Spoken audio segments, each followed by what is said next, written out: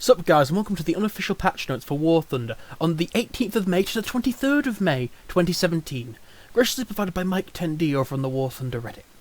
So firstly, we have these live server changes. Firstly, Mac users now have a issue workaround for the Metal Renderer. If you're running the game on the faster new Metal Renderer, which does not currently support the Steam operating system, you can, when they give you the option to do you wish to continue, you press no if you want to return to the OpenGL drive. So if you're using Steam on the Mac, you've got to run with this OpenGL drive. Secondly, we move on to armour changes. Firstly, most beryllium armour types in the form of plain structural parts greater than 3.3mm now only have 50% effective armour quality. Most wood armour types in the form of plain structural parts greater than 3.0mm now have only 50% armour quality, and fuel tanks and ammo racks should no longer create extra spalling. Next on to the gun changes. AP plus APC BC rounds will now get post-pen effects. APC rounds on British guns will now get new post-pen effects as well. So AP and APC BC shells on everyone get a buff, but APC shells only on British guns get a buff. AP medium caliber compared to the old effects. The armour and shell mass now directly affect the amount of spalling. Has armour and shell fragments, not just one, so now you get double your money for, more bang for your buck. The fragmentation now has a narrower angle, and there is a much higher fire chance. So it's an all-round buff for solid shot for you guys with your medium caliber guns, like your 17-pounder, your American 76mm, that sort of thing. AP large caliber in the form of T-34s and M103s have powerful shell fragments changed from the max angle of 15 to 10 degrees. Moderate shell fragments now have a max angle from 30 to 20. Weak shell fragments have a max angle of 6 to 45. Weak shell fragments have a maximum distance they can travel of 3 from the previous 4. Weak armour spalling now has a maximum angle of 40 instead of 60, and weak armour spalling now travels a maximum distance of 3 instead of 4. Next is the MG and cannon changes. MG changes are as follows. The cannon AN/M2 plus AN/M3. The APTI has a chance of a critical fire, has changed from 5% to 10%. The cannon B20 variants, so the B20, the B20M and the B20S, their API and APIT have a fire chance from 6 to 10, so you have 4% better chance of getting a fire with them. The Canon M10, their APT round on that belt has had a power multiplication of 55% over the previous 35%. The Canon M4 APT now has the power multiplication from 35 to 50, just like the M10. The Canon Madsen 23, its API shell has now got an increased fire chance from 5% to 10%. The MG 15115, in the form of its APCR ball ammo, has seen an increase in its damage outside of 1,000 meters, so the drop-off is exponentially less. Now at 1,000 meters, you still have 95% of your damage, and so on and so forth. So there's been a buff for your range of your MG 151, so you can now, more effectively snipe bombers. The MG 15120, the API ammo, now has an increased fire chance from 5.5% to 10%. The MG C30I APIT ammo now has an increased fire chance from 5.5 to 10%. The MGFF API round has an increased fire chance from 5.5 to 10%.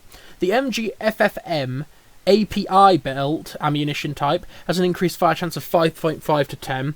The MK105, the default belt, the HEIT, has a 5.5 to 10. The stealth-only belt, the API, has an increase of 5.5 to 10.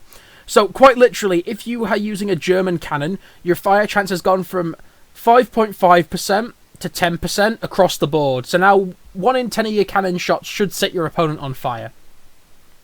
Onto the NS-37 and the NS-37D rounds found on the mighty MiG-15 and MiG-17.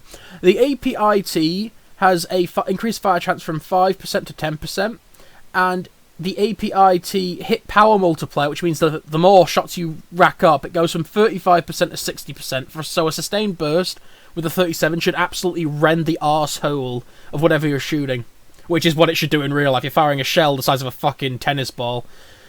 The NR-23, the NS-23, the NS-23I, and the NS-23K API shell has seen an increase from 5% to 10%. The Shavak cannon, for its API-T and API shell, has seen an increase from 6% to 10%. The T-160 has seen a change to its AP round of 6% to 10%. The Type 99 and the Type 99 Mark II have seen an increase from 5% to 10%. So basically, across the board, they seem to have put the fire chance for all the incendiary shells to 10%. Moving on to the Breda Safat 12.7mm machine gun. Now, this is going to be very important, as a lot of Italian planes are dependent upon this machine gun. So, the drop-off has been exponentially reduced. In the old damage model, at 1,000 meters, you would only have 27% of your damage. But now, in the current client, you have 80%. So your guns are going to have a lot more bang for your buck and a lot more punch. And that seems to be generally across the board. You're keeping your velocity for the SAFT machine gun. So you're not losing much. You're going to be doing a lot of damage, and it's all around good.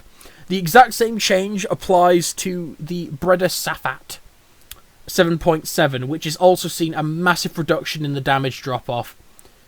Moving on to the Browning 3. Well, let's just summarise this whole thing here. Every single machine gun has seen a massive decrease in its drop-off over distance, so you're going to be able to get kills and fires a lot more effectively at a lot further range. Let's just save some time here. You're looking at a drop-off change of more than 80% better than it was previously. As on most of the guns, you drop to about 45%, but now you're sitting at about 85%. You're all round better. That's all that needs to be said, and that seems to be the general theme for basically all of them.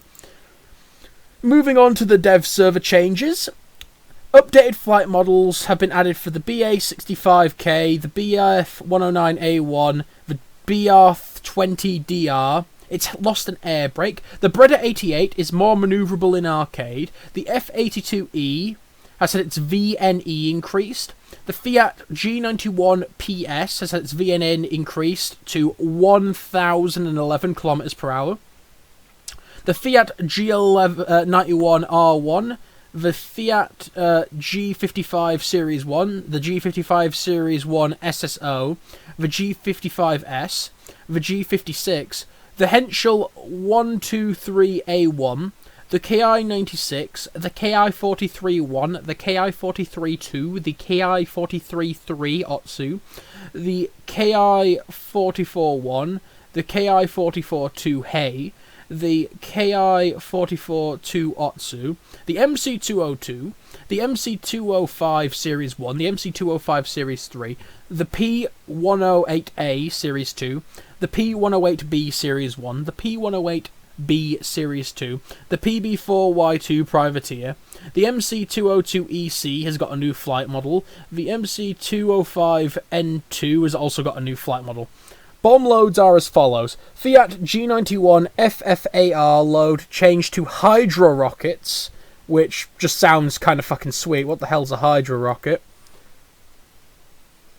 I'm assuming it's not this, because that's pretty sick. But that's pretty cool. The FFA can now also go through 24mm instead of 200.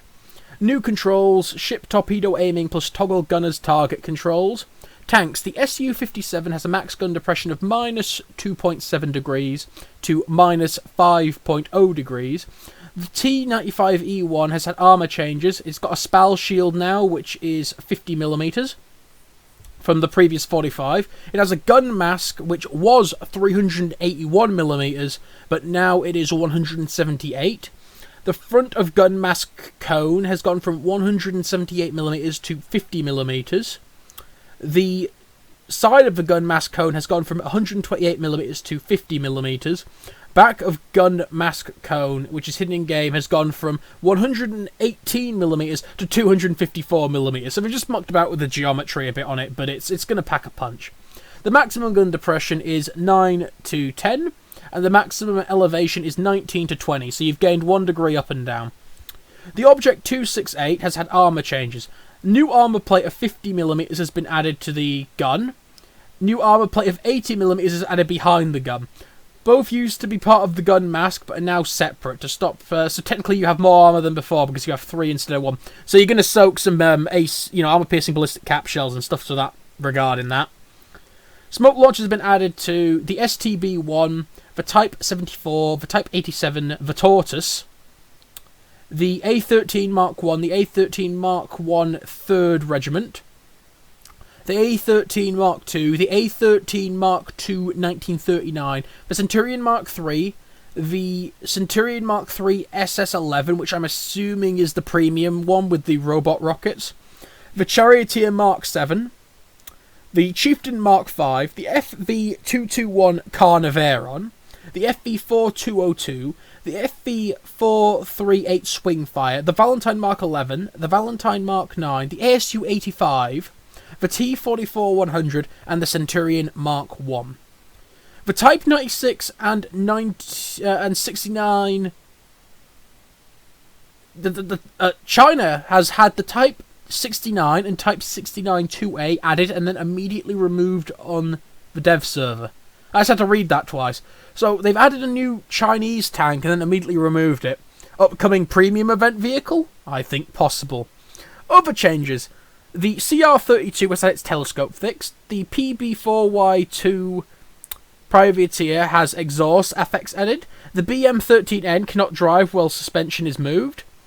Bomb fuse time for plane kill streaks in tank PvE matches will be instant detonation. So now if you're playing with the planes in PvE, you can now drop a bomb with instant detonation. You haven't got to wait around like a pussy. PS4, 4K in VR being worked on for the PlayStation Pro. Smoke launchers will be a mod you need to unlock. So, for those vehicles just listed, you need to unlock a smoke modification for them.